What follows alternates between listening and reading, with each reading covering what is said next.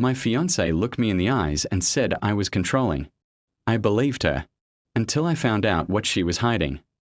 So sit patiently and listen to today's story. The label that changed everything.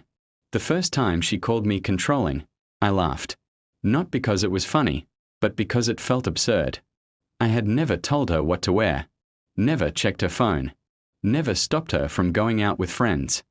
I was the calm one, the patient one, the one who believed that trust didn't need surveillance. So when Emily looked at me across the kitchen table and said, "You're being controlling again," I honestly thought she was joking. She wasn't.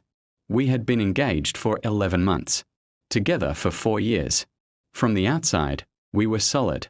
The kind of couple people pointed to and said, "That's what healthy looks like." We didn't fight loudly. We didn't post cryptic quotes online. We didn't threaten breakups. We planned a future like adults. Or so I thought. It started small. I asked her what time she'd be home. She sighed. "Why do you always need to know?" I asked if she could let me know when she arrived safely. She rolled her eyes.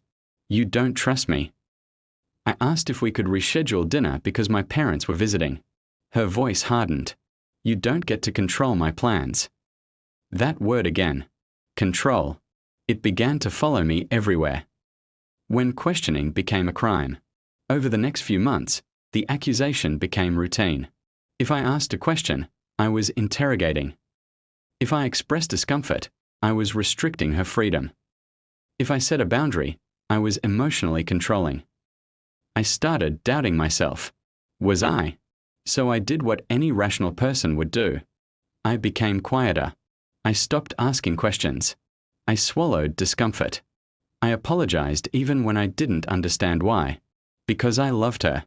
And love, I believed, meant flexibility. But here's the thing no one tells you.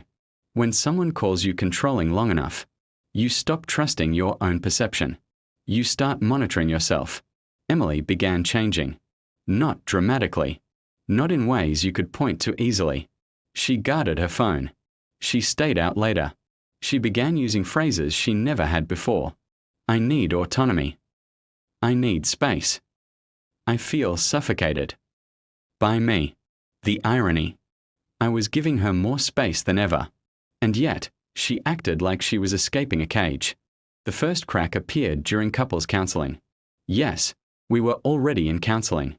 Her idea. She said she wanted a healthier dynamic. The therapist asked us a simple question. What does control look like in this relationship? Emily didn't hesitate. She said my name. The narrative she had already written. Listening to her describe me was surreal. She spoke calmly, confidently. She said I needed constant reassurance. Made her feel guilty for having independence. Created an environment where she felt watched. I sat there stunned. None of it sounded like me. But the therapist nodded. And suddenly, I was on trial. That night, I asked her something I should have asked months earlier. Why do you stay with me if I make you feel trapped? She looked at me and said something I'll never forget. Because you don't mean to. That sentence haunted me. It implied something dangerous. That harm was happening, whether I intended it or not. I began reviewing our relationship like evidence. Every text. Every disagreement. Every moment I had expressed concern. And slowly, something clicked. Every time she did something questionable, she accused me of control before I could react. It was preemptive, defensive, strategic. The truth begins to leak. The night everything shifted was accidental. Emily had left her iPad at home. A message popped up. Not romantic. Not sexual. Just unfamiliar. Did he buy it? My chest tightened. I didn't open it immediately. I waited. And that waiting told me everything. Over the next few days, I noticed patterns I had ignored. The same names. The same late nights. The same excuses. She wasn't cheating physically. Not yet. But she was building something. Something that didn't include me. Then I found the email. Not hidden. Just forgotten. A long thread. With her friends. Talking about me. The projection. That's when I learned the truth. Psychologists talk about but rarely see this clearly. Projection. Everything she accused me of.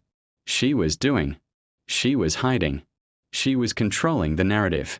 She was managing perception. Calling me controlling wasn't an observation. It was a shield. Because if I was the problem, she never had to explain herself. She had been emotionally preparing to leave, painting me as the villain, so she could exit guilt-free. And I had helped her by staying silent. The ending that freed me. I didn't confront her immediately. I stopped defending myself. I let her talk. And the more space I gave her, the more careless she became. Until one night, she admitted it herself. Not directly, but clearly enough. When I finally said, "I think you call me controlling because it's easier than telling the truth." She didn't deny it. She just looked tired. We didn't scream. We didn't fight. We ended the engagement quietly. And for the first time in months, I could breathe. The aftermath no one talks about. The breakup didn't explode. That was the strangest part. No screaming. No accusations. No dramatic exits. Just silence. Emily moved out within a week. She packed efficiently, emotionally detached, like someone completing a task they had rehearsed many times in their head. She hugged me before leaving. "I hope you work on your control issues," she said softly. And just like that, she was gone. 4 weeks, that sentence echoed in my mind. Control issues. Even after discovering the truth, part of me still wondered, what if she was right? That's the real damage of projection. It doesn't end when the relationship ends. It keeps living inside you. Friends were confused. Some subtly distanced themselves. Some looked at me with curiosity, as if trying to see the controlling man Emily had described. Because here's what she did next. She told her version of the story. Reputation is easier to destroy than truth. I didn't defend myself. I didn't correct her. I was tired. Emily framed the breakup as an escape. She had been emotionally suffocated. She had lost herself. She had finally found her voice. People nodded, because that story made sense. It always does.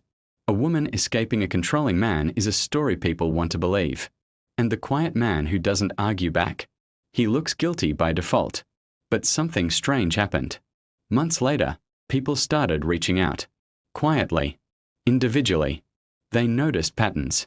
Emily had called her previous ex controlling too. Then her boss. Then a close friend. The label moved wherever accountability was required. That's when I finally understood. The accusation was never about me. It was about avoiding discomfort. What control really means. Here's the truth most people never say out loud. Real control is loud, obvious, aggressive. But false accusations of control are subtle and far more dangerous. They look like this. You ask for clarity, you're interrogating. You set boundaries, you're restrictive. You express discomfort, you're insecure. You ask for honesty, you're manipulative. Slowly, you stop speaking. And when you stop speaking, the other person controls the narrative completely. That's not psychology. That's power. The moment I took myself back, the healing didn't come from understanding her.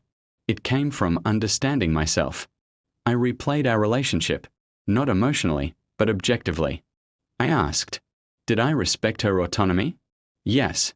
Did I communicate calmly? Yes. Did I allow space? Too much. Did I ignore my instincts? Absolutely. That last one mattered most, because I wasn't controlling. I was self-abandoning. I confused patience with love, silence with maturity, endurance with commitment. And she used that confusion to escape responsibility. The lesson that changed everything. Here's what I learned, the hard way. When someone constantly calls you controlling, but refuses transparency, refuses accountability, and refuses conversation, they are not being controlled. They are being exposed. And exposure feels like control to someone hiding something. The ending that finally set me free. A year later, I ran into Emily by accident. She looked tired, older, still confident, but strained. She smiled politely. You seem lighter, she said. I am, I replied. She hesitated, then asked, Do you still think you weren't controlling? I paused. Then I said something I wish I had said long ago. No. I think I was just inconvenient to your secrets. She didn't respond. She didn't need to. I walked away without anger, without resentment, without the need to be understood. And that's when I knew. I had finally stopped trying to prove my innocence to someone who benefited from my guilt. Final message. Sometimes, the most dangerous manipulation isn't control. It's convincing someone they're the problem. So you never have to face the truth yourself. If this story resonated with you, remember this.